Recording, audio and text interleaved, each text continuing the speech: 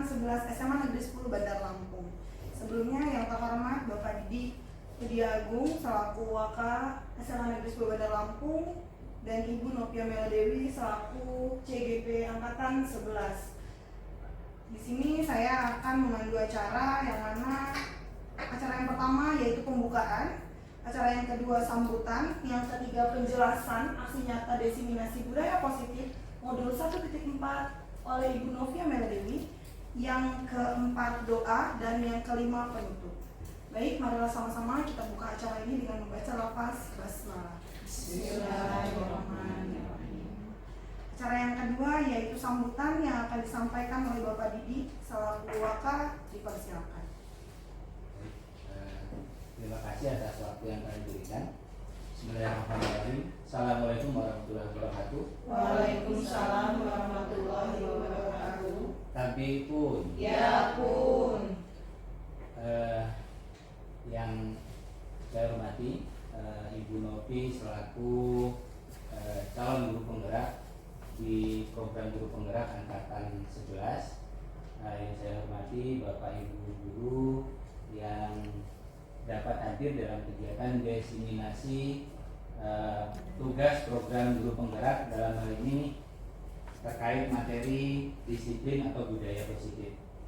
Pertama-tama marilah kita panjatkan puja dan syukur kehadirat Allah Subhanahu wa Ta'ala, yang mana pada sore hari ini kita masih diberi waktu untuk menghadiri kegiatan diseminasi Ibu Novia Meladewi dalam rangka terkait tugas kegiatan calon guru penggerak.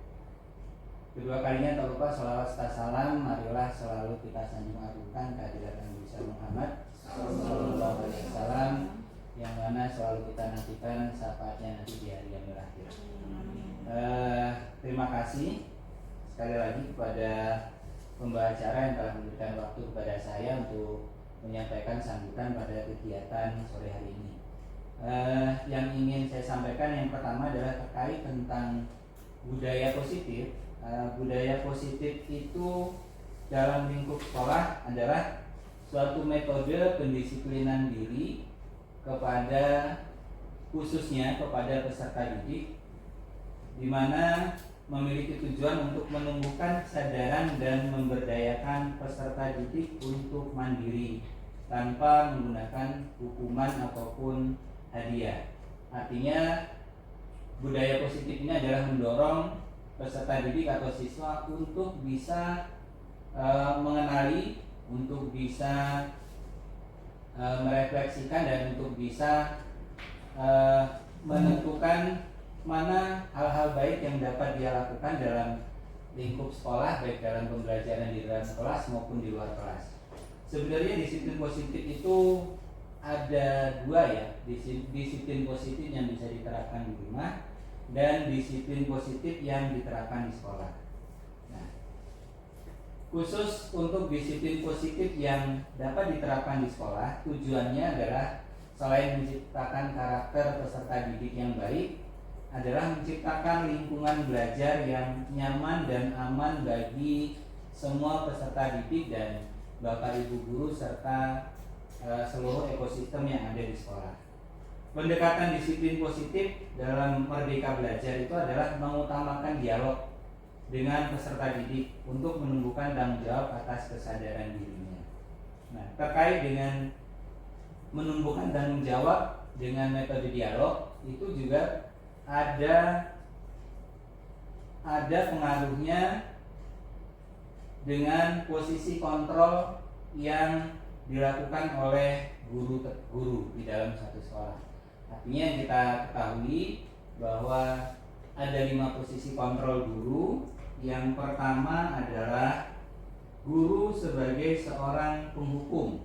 Nah, dalam hal ini kalau guru sebagai seorang penghukum, artinya disiplin positif itu tidak bisa diterapkan kepada siswa karena siswa akan merasa tertekan oleh hukuman-hukuman yang diberikan oleh guru tersebut. Kemudian yang kedua adalah posisi kontrol guru sebagai seorang pembuat rasa bersalah. Jadi dalam posisi ini guru akan menempatkan diri sebagai yang bersalah, padahal siswanya yang berbuat kesalahan, tapi guru akan selalu mendapatkan diri sebagai dia yang bersalah karena tidak bisa membina siswa atau peserta didik tersebut, sehingga peserta didik tersebut melakukan kesalahan. Selanjutnya ada posisi kontrol guru sebagai seorang teman. Nah, untuk lingkup sekolah, posisi kontrol guru sebagai seorang teman ini juga kurang baik karena akan menimbulkan kedekatan yang lebih antara guru dan murid, sehingga tidak ada rasa hormat, rasa simpati murid terhadap seorang guru. Selanjutnya, posisi kontrol guru sebagai pemantau. Nah, dalam hal ini, ketika murid melakukan kesalahan atau dia melanggar tata tertib yang di sekolah, guru hanya memantau, guru hanya memberikan pernyataan, memberikan hukuman atau sanksi dengan apa yang sudah tertulis itu saja. Guru tidak memberikan motivasi, bimbingan bagaimana siswa itu bisa menyadari bahwa dia itu bersalah. Nah, yang terakhir, posisi kontrol guru yang paling tepat digunakan untuk merepresentasikan budaya positif di sekolah itu adalah guru sebagai seorang manajer. Nah, kalau kita bisa mengambil peran posisi guru sebagai seorang manajer, artinya dalam proses pembelajaran di sekolah akan timbul rasa nyaman, aman, baik proses pembelajaran yang dilakukan di dalam kelas maupun di luar kelas. Karena sebagai seorang guru yang mengambil posisi kontrol seorang manajer, maka dalam menyelesaikan setiap permasalahan terkait dengan budaya positif yang ada di sekolah, guru akan menerapkan yang disebut dengan segitiga restitusi. Apa sih segitiga restitusi itu? Segitiga restitusi itu adalah suatu metode penyelesaian permasalahan di mana guru akan berusaha menyadarkan siswa bahwa apa yang dilakukan itu memang salah dan apa yang dia lakukan itu merupakan tanggung jawab dia untuk menyelesaikannya. Metode restitusi itu membuat seorang siswa bisa menyadari dengan sendirinya, bisa mengerti dengan sendirinya bahwa apa yang dilakukan itu salah dan apa yang dilakukan itu benar. Sehingga dengan metode ini diharapkan budaya-budaya positif yang ada di sekolah itu bisa berkembang dan berjalan dengan baik, yang akhirnya berimplikasi pada proses pembelajaran baik di dalam kelas maupun di sekolah pada umumnya bisa lebih menyenangkan, lebih nyaman, dan menghasilkan hasil yang optimal baik bagi perkembangan peserta didik tersebut ataupun guru dan ekosistem yang ada di sekolah. Mungkin itu saja yang bisa saya sampaikan pada sore hari ini. Kurang lebihnya saya mohon maaf, dan selanjutnya kepada Ibu Novi saya ucapkan selamat atas pencapaiannya di program guru penggerak ini sampai modul 1/4. Harapan saya Bu Novi bisa menyelesaikan kegiatan program guru penggerak ini dengan baik, lancar, tanpa ada halangan apapun. Amin. Demikian dari saya akhiri. Assalamualaikum warahmatullahi wabarakatuh. Waalaikumsalam. Terima kasih Pak Didi atas sambutannya dan juga penjelasan singkatnya. Selanjutnya yaitu adalah pemaparan materi yang akan disampaikan oleh Ibu Novia Melody. Pada Ibu dipersilakan.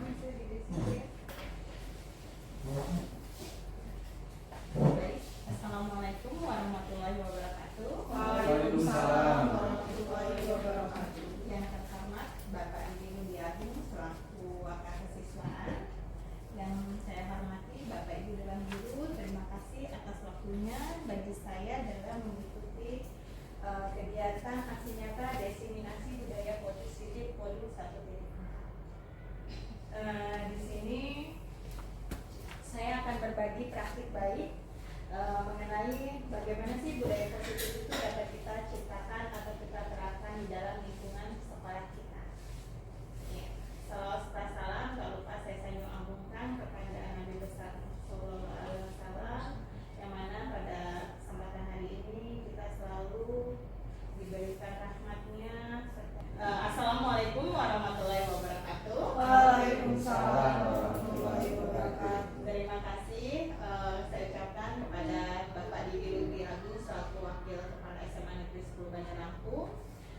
Ibu Dewan Guru, serta rekan sekalian yang mana pada hari ini meluangkan waktunya bagi saya dalam melakukan aksi nyata tentang diseminasi budaya positif.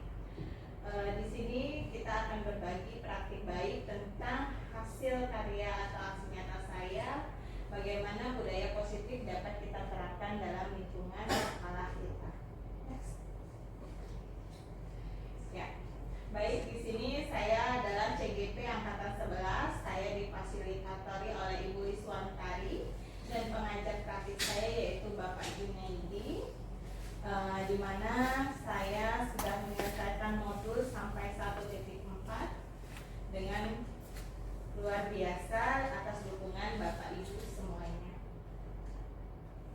Dalam tujuan pembelajaran ini, yang pertama yaitu bagaimana di sini dapat menjelaskan makna tentang disiplin positif dan penerapannya di lingkungan sekolah, dapat menjelaskan dan menganalisis teori motivasi dan motivasi intrinsik yang akan kita tuju, serta menerapkan dalam kehidupan sehari-hari di lingkungan sekolah kita. Yang ketiga, dapat menjelaskan kebutuhan dasar yang menjadi motif dari tindakan manusia, baik murid maupun guru. Yang keempat, dapat menganalisis secara kritis, reflektif, dan terbuka atas penemuan diri yang didapatkan dari mempelajari 5 posisi kontrol. Dapat memahami segitiga restitusi sebagai salah satu cara menanamkan disiplin positif. Nah, disinilah ada beberapa tujuan pembelajaran yang nanti akan kita coba terapkan satu persatu. Baik, pembelajaran yang akan kita ambil dalam diseminasi tentang budaya positif yaitu yang pertama tentang disiplin positif dan nilai-nilai kebajikan universal, di mana disiplin positif dan nilai-nilai ini memiliki berbagai aspek yang akan kita pahami nanti. Yang kedua yaitu teori motivasi, hukuman dan penghargaan. Yang ketiga keyakinan kelas. Yang keempat kebutuhan dasar manusia dan dunia berkualitas. 5 posisi kontrol. 6 segitiga restitusi. Apa itu makna kata disiplin? Pasti selalu ada di dalam lingkungan tempat kita mengajar atau memberikan pendidikan bagi peserta didik. Menurut Bapak Ki Hajar Dewantara atau Bapak pendidikan kita, bahwa di mana ada kemerdekaan, disitulah harus ada disiplin yang kuat.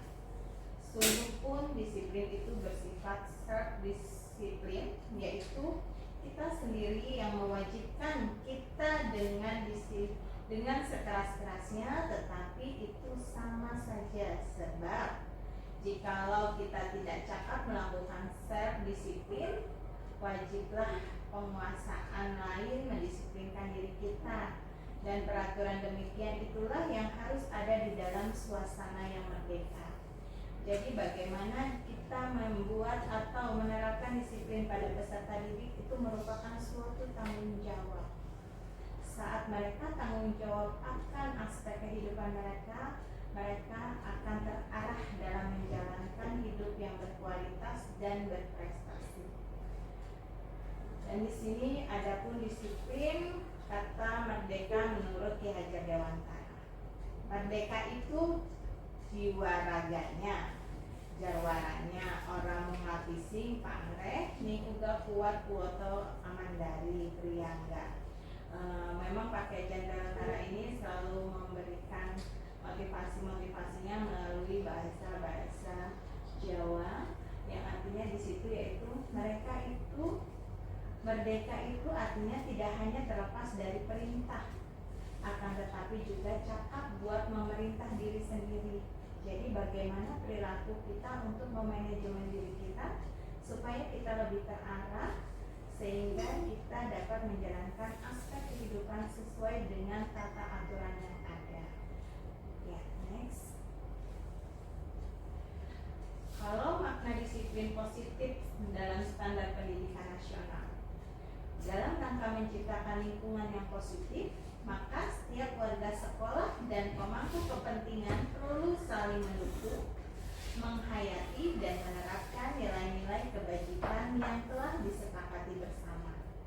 Untuk dapat menerapkan tujuan mulia tersebut, maka seorang pemimpin pembelajaran perlu berjiwa kepemimpinan, sehingga dapat mengembangkan sekolah dengan baik agar terwujud suatu budaya sekolah yang positif sesuai dengan standar kompetensi pengelolaan yang telah ditetapkan.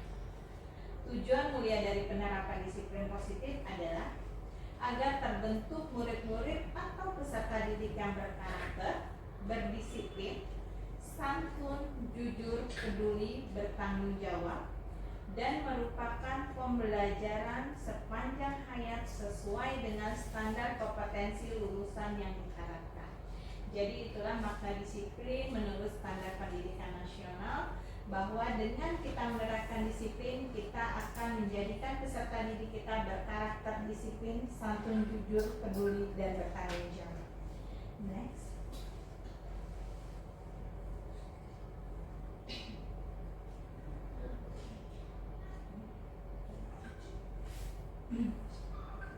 Teori motivasi, hukuman, dan penghargaan restitusi. Nah, di sini tadi yang pertama kan kita sudah memaknai apa itu makna disiplin. Nah, yang kedua di sini yaitu tentang teori motivasi, hukuman, dan penghargaan restitusi. Sebagai seorang guru, saat Anda hadir mengajar di kelas, tepat waktu, motivasi apakah yang mendasari tindakan Anda? Apakah Anda datang tepat waktu karena tidak ingin ditegur oleh atasan Anda dan kemudian mendapat surat peringatan, menghindari ketidaknyamanan dan hukuman, atau Anda ingin mendapatkan pujian dari atasan Anda dan mendapat penghargaan sebagai karyawan atau guru berprestasi, mendapatkan imbalan atau penghargaan dari orang lain? Atau Anda ingin menjadi orang yang menghargai waktu, menghargai diri Anda sendiri sebagai teladan bagi murid-murid yang Anda, karena Anda percaya bahwa tindakan Anda sebagai seorang guru akan dicontoh oleh murid-murid Anda, menghargai nilai-nilai diri sendiri. Jadi manakah menurut Anda motivasi yang paling kuat mendasari tindakan Anda? Atau bahkan kombinasi dari kedua motivasi, atau bahkan ketiga-tiganya? Mungkin memang dalam teori motivasi, hukuman, dan penghargaan, motivasi kita awalnya ingin datang tepat waktu, tetapi karena ada suatu penghargaan pastinya kita ada juga keinginan. Tapi bagaimana itu keputusan dari para guru? Biasanya yang diambil oleh para pendidik adalah bagaimana menjadikan diri mereka sebagai teladan bagi peserta didiknya, di mana mereka percaya bahwa tindakan dari contoh seorang guru itu akan digugu dan ditiru oleh peserta didiknya secara baik. Next.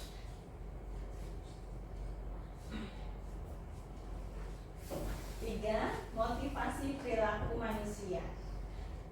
Di sini kita akan memahami tentang tiga motivasi perilaku manusia. Yang pertama yaitu untuk menghindari ketidaknyamanan atau hukuman atau motivasi eksternal. Kedua, untuk mendapatkan imbalan atau penghargaan dari orang lain.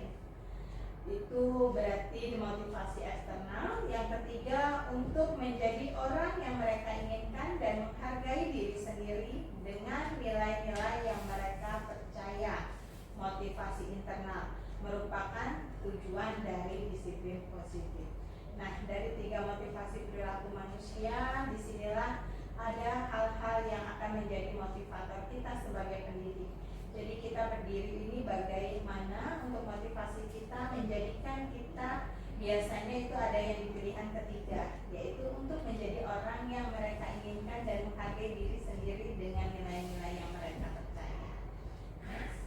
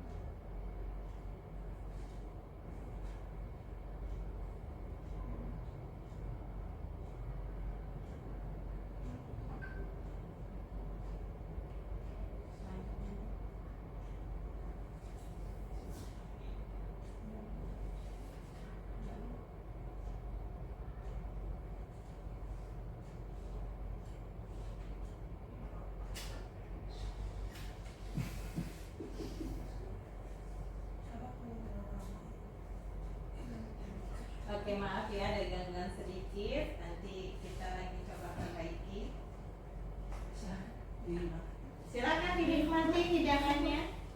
Itu tadi hasil karya dari Ibu Ayu, Ibu Indah, dan Ibu Sri mengelola di ruang dapur BK. Iya.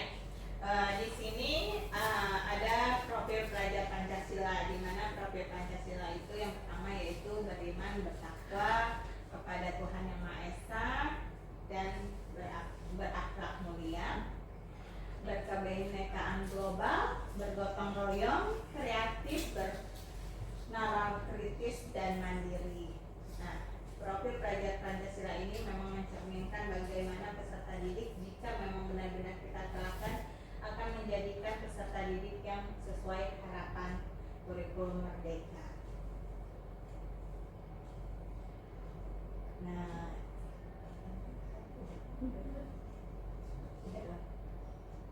ya. Mengapa keyakinan kelas? Mengapa tidak peraturan keras? Mungkin terkadang kita selalu berpikir saat ini kita harus menerapkan keyakinan kelas, bukan peraturan kelas. Karena perilaku yang terjadi di dalam kelas memiliki dampak besar terhadap atmosfer dan budaya yang berkembang di dalamnya.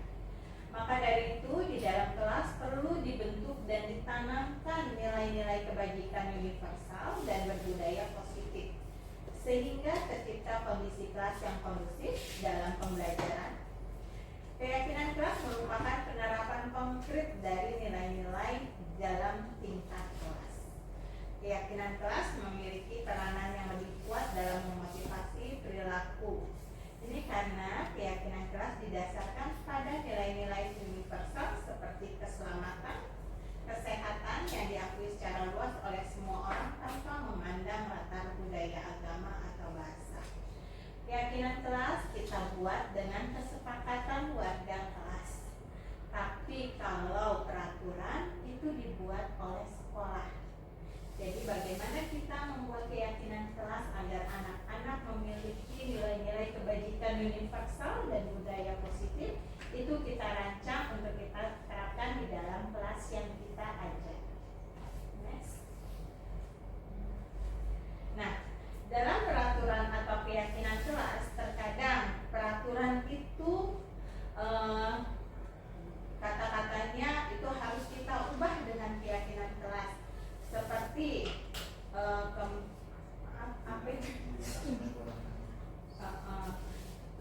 kemudian kurang sering mengganggu orang lain, terus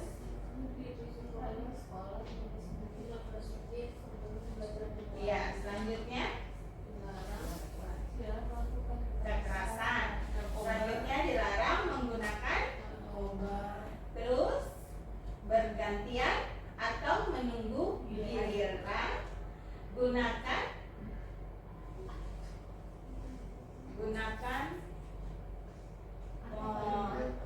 kegiatan jangan berkelahi di lingkungan sekolah. Maka keyakinan kelasnya akan kita buat yaitu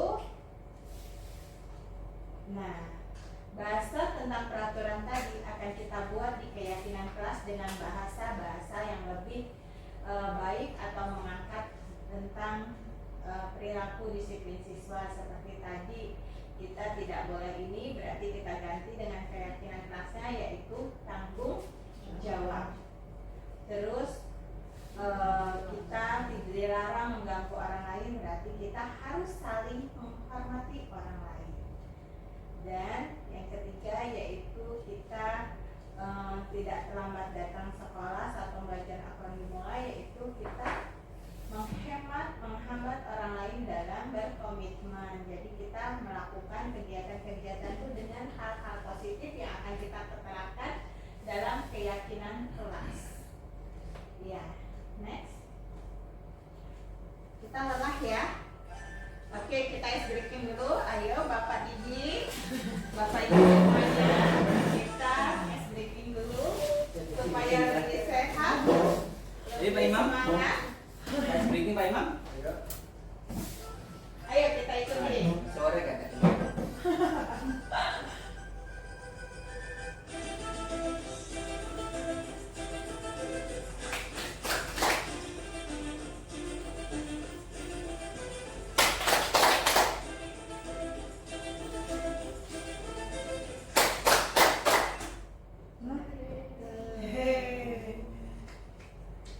ternyata kita lagi semangat.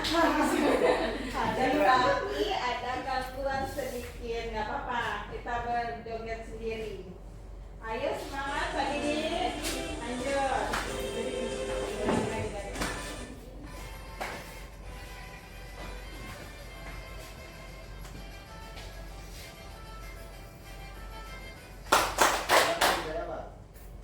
Oke. Yuk kita ulangi.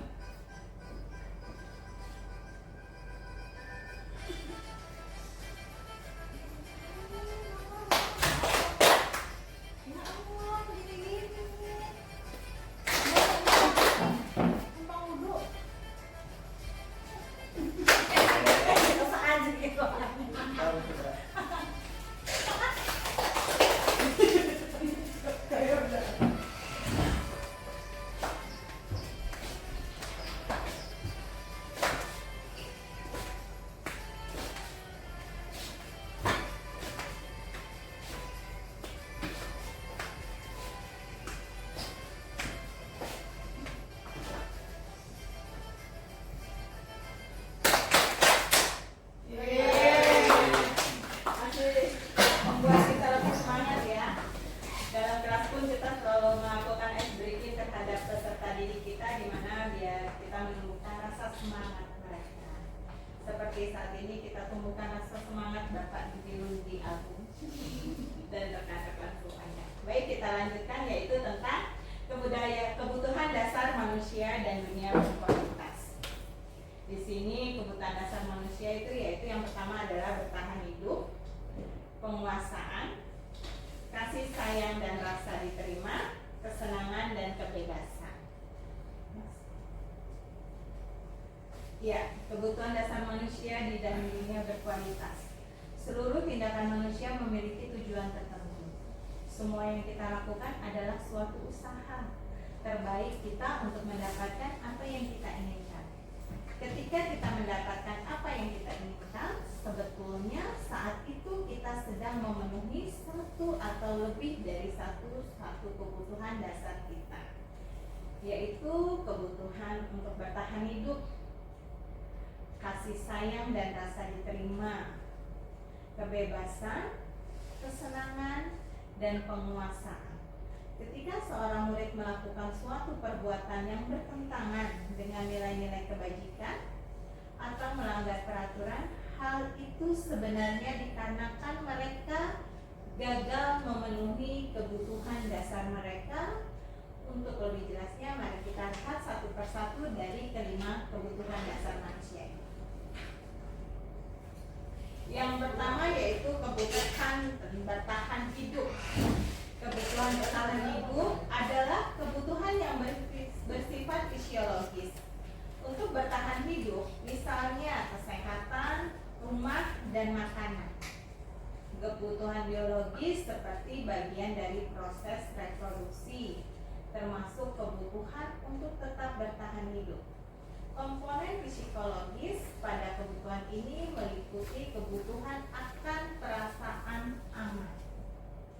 Yang kedua yaitu kebutuhan kasih sayang dan rasa diterima. Kebutuhan untuk diterima. Kebutuhan ini dan tiga kebutuhan berikutnya adalah kebutuhan psikologis. Kebutuhan untuk disayangi, diterima meliputi kebutuhan akan hubungan dan koneksi sosial. Kebutuhan untuk memberi dan menerima kasih sayang, dan kebutuhan untuk merasa menjadi bagian dari suatu kelompok. Kebutuhan ini juga meliputi keinginan untuk tetap terhubung dengan orang lain, seperti teman, keluarga, pasangan hidup, teman kerja, binatang peliharaan, dan kelompok di mana kita tergabung anak-anak yang memiliki kebutuhan dasar kasih sayang dan rasa diterima yang tinggi. Biasanya ingin disukai dan diterima oleh lingkungan. Mereka juga sangat dekat dengan orang tua. Biasanya mereka belajar karena suka pada gurunya, makanya mereka mau. Bagi mereka teman sebaya, sayang sangatlah penting. Mereka juga biasanya suka bekerja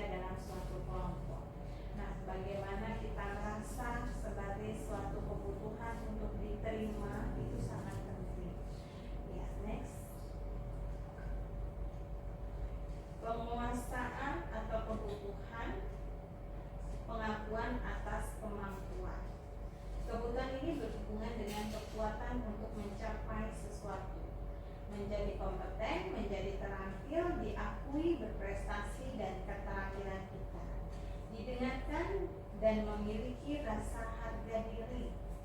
Kebutuhan ini meliputi keinginan untuk dianggap berharga, bisa membuat perbedaan, bisa membuat pencapaian, kompeten, diakui, dihormati, dan keinginan untuk meninggalkan pengaruh. Anak-anak yang memiliki kebutuhan dasar akan penguasaan sangat tinggi. Biasanya mereka selalu ingin menjadi pemimpin. Mereka juga suka mengamati sebelum mencoba hal baru, dan mereka akan merasa kecewa bila melakukan kesalahan. Mereka biasanya rapi dalam sistematika dan selalu ingin mencapai yang terbaik. Peserta didik khususnya di SMA 10 memang memiliki penguasaan yang begitu luar biasa. Mereka memiliki penguasaan ingin menjadi seorang pemimpin, dan mereka juga banyak pengaruh-pengaruh yang begitu luar biasa. Yang berikutnya yaitu tentang kebebasan. Kebebasan atau kebutuhan akan pilihan. Kebutuhan untuk bebas adalah kebutuhan akan kemandirian, otonomi, memiliki pilihan dan mampu mengendalikan arah hidup seseorang. Anak-anak dengan kebutuhan kebebasan yang tinggi menginginkan pilihan.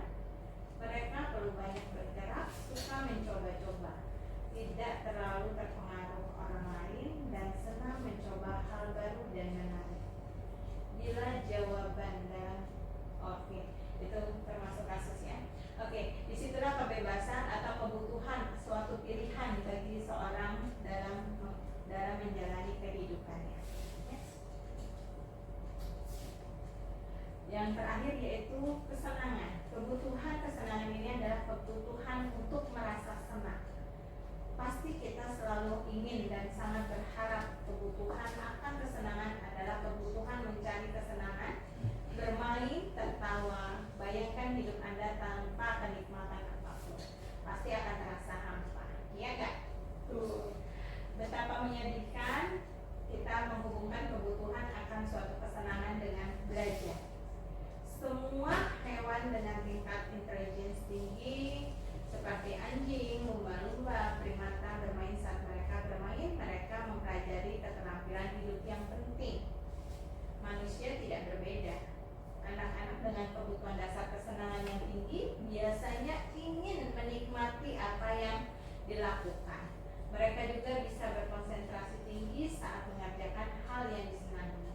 Mereka suka permainan dan suka mengoleksi barang, suka bergurau, suka melucu, dan suka menggemaskan. Bahkan saat mereka bertingkah laku buruk, mereka masih terlihat lucu.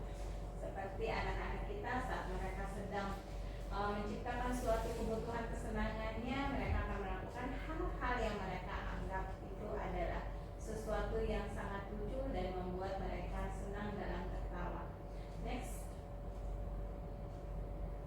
Ya, itulah 5 posisi kontrol.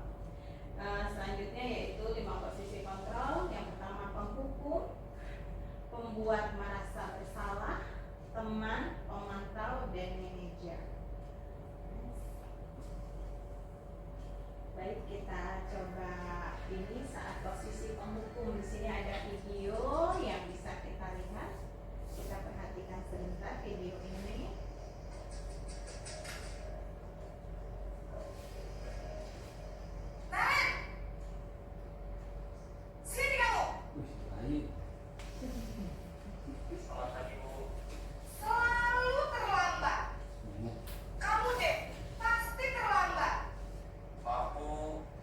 Saya apa coba?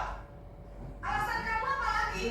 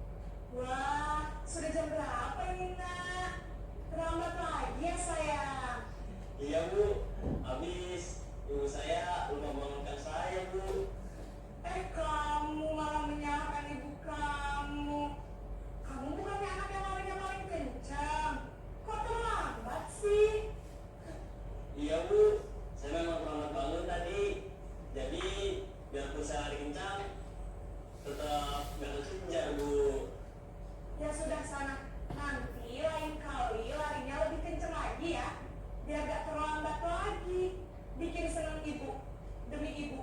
Bisa kan? Bisa lah, Bu. Ya sudah, sana masuk kelas. Ibu beresin urusan absen kamu. Kamu ini ada-ada saja.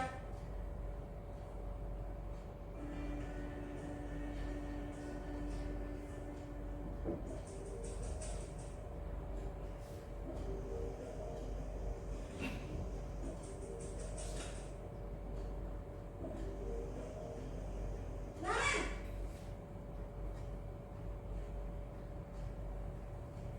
Selamat pagi, Bu. Naren, apa peraturan sekolah kita tentang jam berapa kita harus masuk sekolah, nak? Kita harus di sekolah.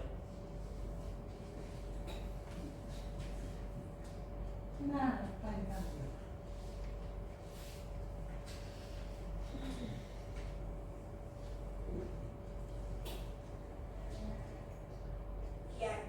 Jadi nanti jam 9.30 pas istirahat, kamu harus tinggal di kelas, kerjakan tugas tambahan untuk ketertinggalan kamu, ya? Baik, Bu.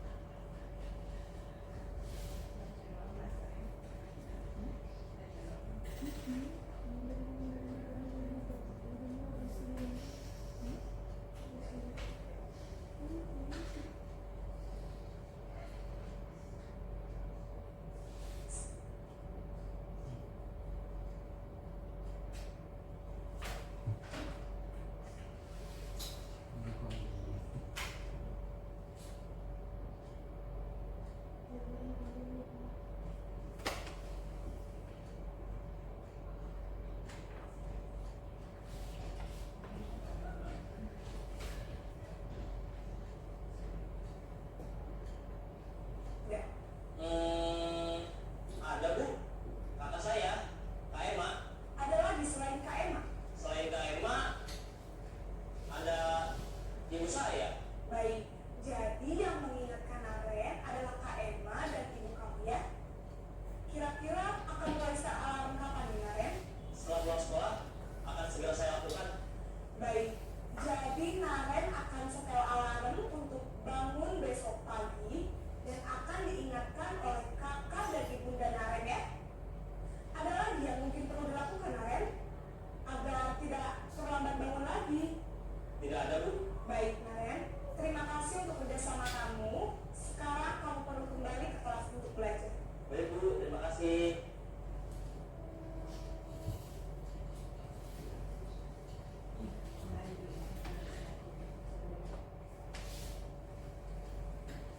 Ya, eh,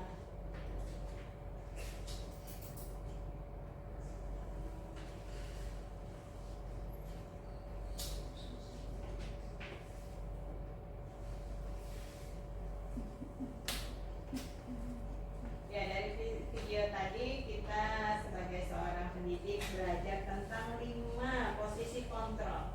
Yang pertama posisi dari video yang kita lihat tadi, yang pertama yaitu adalah bagaimana seorang guru sebagai penghukum.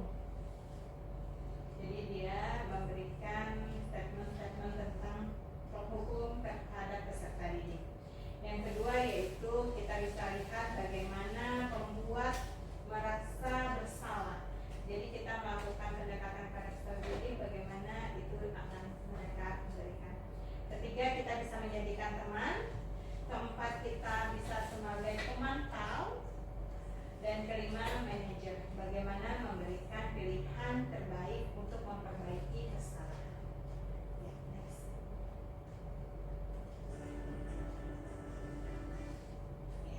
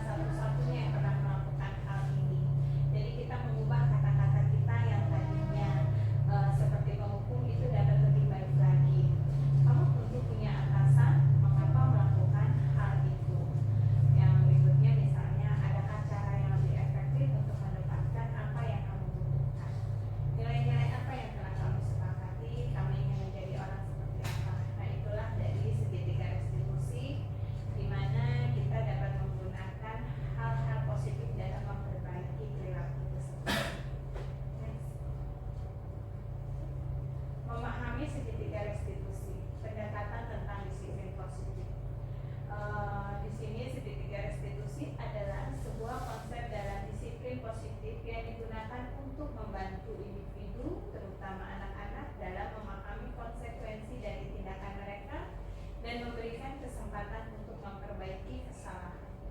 Konsep ini menekankan pada pemulihan hubungan dan perbaikan situasi, bukan hanya pada hukuman.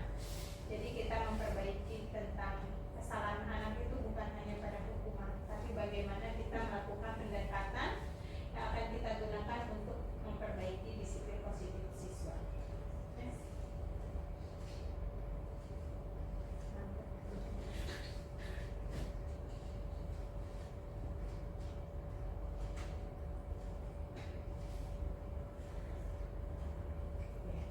Konsep dasar segitiga restitusi, stabilisasi identitas adalah langkah awal dalam membantu individu merasa aman dan terhubung.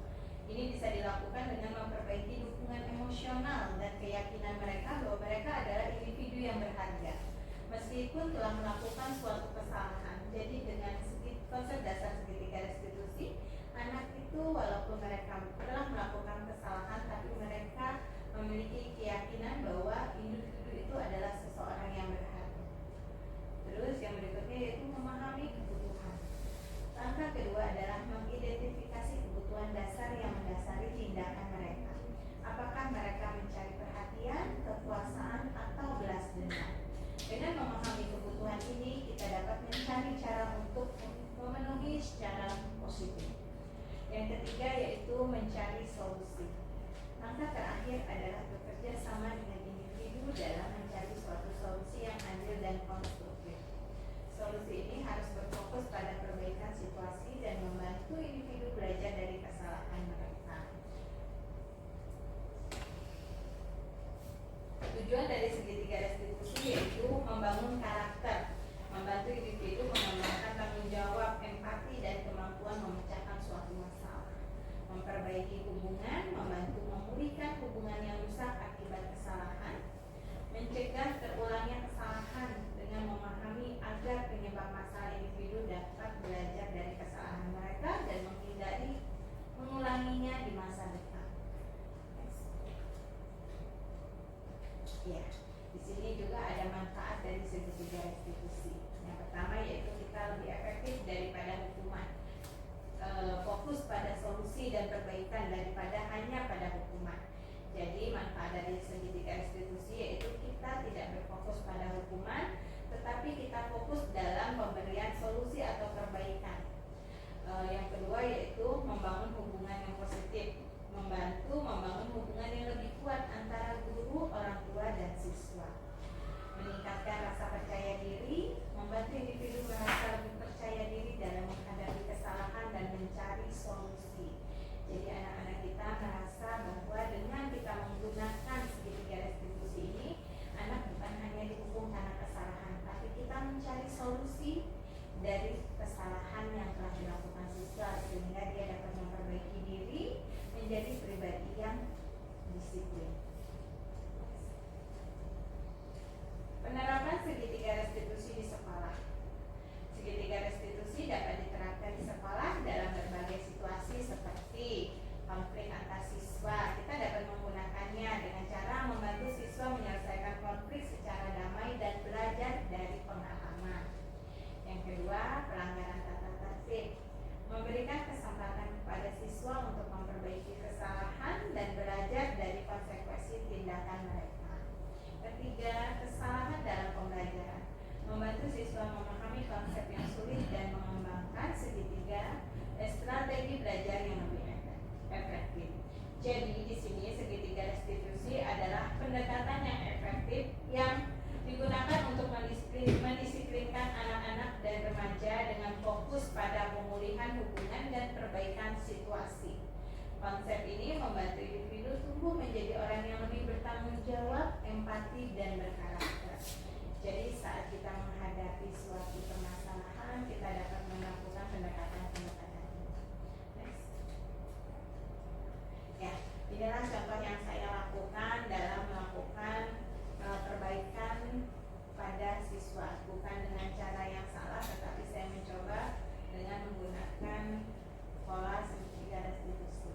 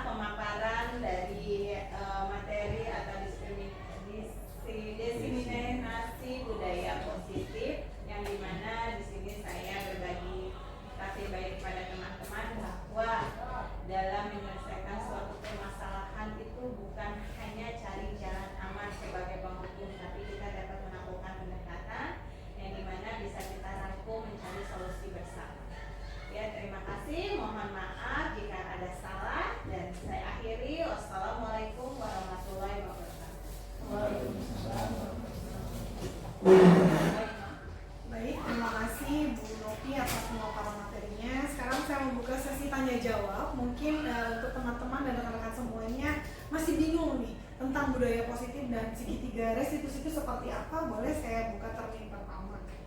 Ya Bu Ida, baik silakan. Ibu izin bertanya terkait budaya positif yang ada di sekolah ya Bu. Mungkin umumnya itu seperti yang video tadi. Kita kan berada, yang kita bingungkan guru saat ini yaitu kita berada di kurikulum merdeka, yang mana kita tidak boleh menghakimi siswa secara langsung. Lalu bagaimana sih Bu penerapan budaya positif ini dalam menegur siswa yang baik? Sebenarnya kan itu tadi kita ada 5 kontrol, jadi kontrol untuk dalam penanganan siswa. Nah ini kalau dari segi kurikulum merdeka ini kita lebih baiknya di sisi yang mana gitu? Iya. Menurut Bu Novi. Oke, dari video tadi menurut Bu Ida bahwa biasanya yang sering dilakukan oleh seorang pendidik itu hanya satu, biasanya melakukan di posisi penghukum ya.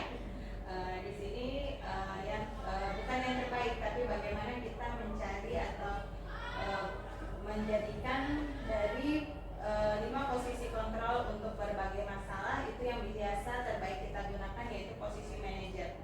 Di mana posisi manajer ini kita adalah memberikan solusi dari permasalahan yang dihadapi. Misalnya tadi contohnya kasus terlambat. Bagaimana kasus terlambat itu? Kita menanyakan tadi kan bagaimana, apa masalah yang dihadapi sehingga dia terlambat. Jadi akhirnya kita memberikan solusi bagaimana kalau nanti kamu menghidupkan alarm dibantu oleh orang tua atau kakakmu. Mungkin di situ adalah penambahan solusi bagaimana posisi kontrol di manajer ini biasa digunakan dalam memperbaiki atau mendisiplinkan siswa. Mungkin ada yang bisa menanya?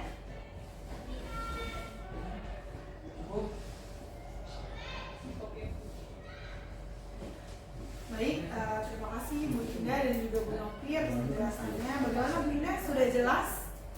Oke, jadi di sini saya mengutip sedikit tentang budaya positif, yang mana ada segitiga restitusi dan juga di posisi kontrol yang tadi disampaikan oleh Bu Novi ada 5, yaitu penghukum, pembuat merasa bersalah, menjadi teman, pemantau, dan manajer, yang mana tujuannya adalah kita memberikan kesadaran diri lah kepada siswa tersebut bahwasanya hal budaya positif itu wajib diterapkan dan dilaksanakan di setiap sekolah masing-masing. Baik, terima kasih Bapak Ibu dan juga Bu Novi. Saya ucapkan selamat sekali lagi. Acara yang selanjutnya yaitu adalah doa yang akan diimami oleh Bapak Imam. Kepada Pak Imam dipersilakan. Ya, baik. Assalamualaikum warahmatullahi wabarakatuh. Waalaikumsalam warahmatullahi wabarakatuh. Ya, Bapak Ibu yang kami hormati, mari kita bersama-sama berdoa dan sama-sama kita doakan agar kegiatan atau CGP yang dilaksanakan oleh Bu Novi ini bisa berjalan dengan lancar sampai dengan tuntas, sampai dengan selesai tanpa ada kendala serta masalah. A'udzubillahi minasyaitonir rajim. Bismillahirrahmanirrahim. Alhamdulillahirabbil alamin. Hamdan syakirin, hamdan naimin, hamdan Qur'an wa yukafi majidah. Ya Rabbana lakal hamdu kama yanbaghi li jalali wajhika wa li sultanik. Allahumma shalli wa sallim ala sayyidina Muhammad wa ala ali sayyidina Muhammad. Salatan tunajina biha min jamil ahwal wal afat. Wa takfirana biha min jamil hajat. Wa tutahhiruna biha min jamil syai'at. Wa tubaliguna biha aqsama ya'tu min khairati fil hayati wa ba'da al-mamat. Innaka sami'un qaribun mujibu da'watina wa da'wat. Allahumma inna nas'aluka salamatan fid din wad dunya wal akhirah wa afiyatan fil jasad wa jannatan fil ilmi wa barakatan fil rizqi wa tawbatan qabla al-maut wa rahmatan indal maut wa maghfiratan ba'da al-maut. Allahumma hawwin 'alaina fi syafa'atil maut wa jannatan wa afiyatan rizq. Rabbana zalamna anfusana wa lam taghfir lana wa tarhamna lanakunanna minal khasirin. Rabbana atina fid dunya hasanah wa fil akhirati hasanah wa qina adzabannar. Subhana rabbika rabbil izzati amma yasifun wa salamun alal mursalin walhamdulillahi rabbil alamin. Assalamualaikum warahmatullahi wabarakatuh.